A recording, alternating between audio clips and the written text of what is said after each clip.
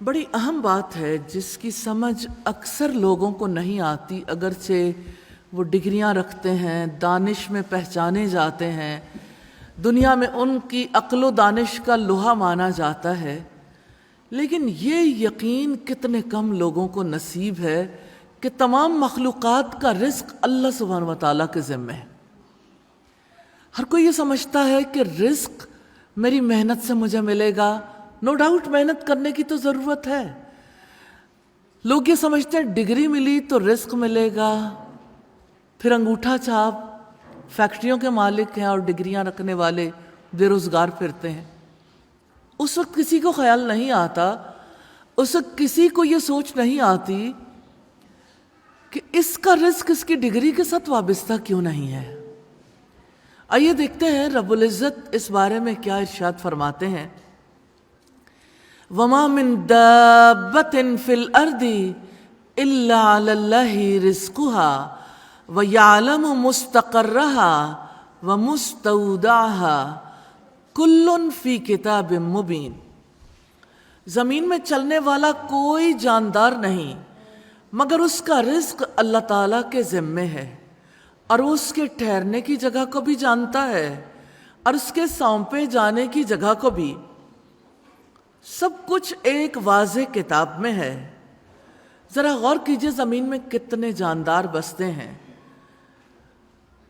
جانور، پرندے، سمندری مخلوق، ہر کوئی جب صبح ہوتی ہے بھوکا ہوتا ہے۔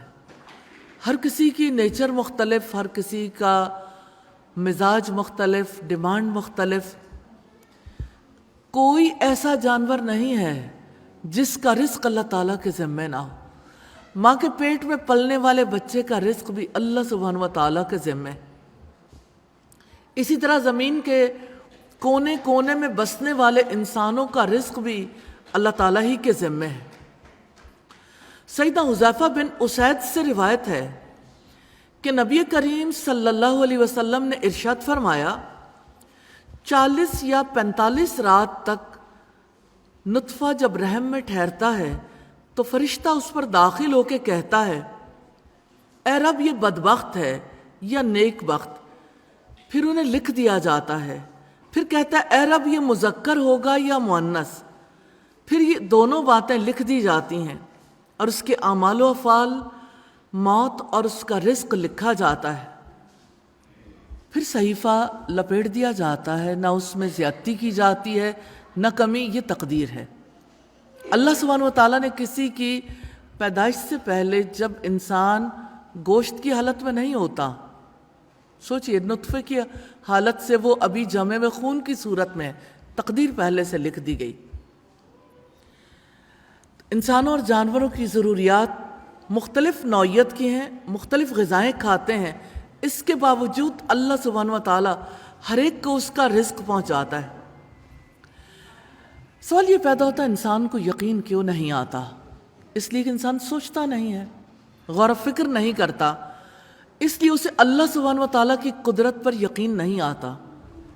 اللہ تعالیٰ جانتا ہے کہ اس نے کس ماں کے پیٹ میں جنم لیا، اللہ تعالیٰ جانتا ہے کہ اس نے کس قبر میں جانا ہے۔ اس سے اندازہ ہوتا ہے کہ اللہ سبحانہ و تعالیٰ کا علم کتنا وسیع ہے، سب کچھ ایک واضح کتاب میں ہے، کتنا ایکوریٹ سسٹم ہے، کوئی کمی نہیں، جہاں ہر چیز تحریر کی ہوئی ہے، کتنی زبردست ڈاکومنٹیشن ہے۔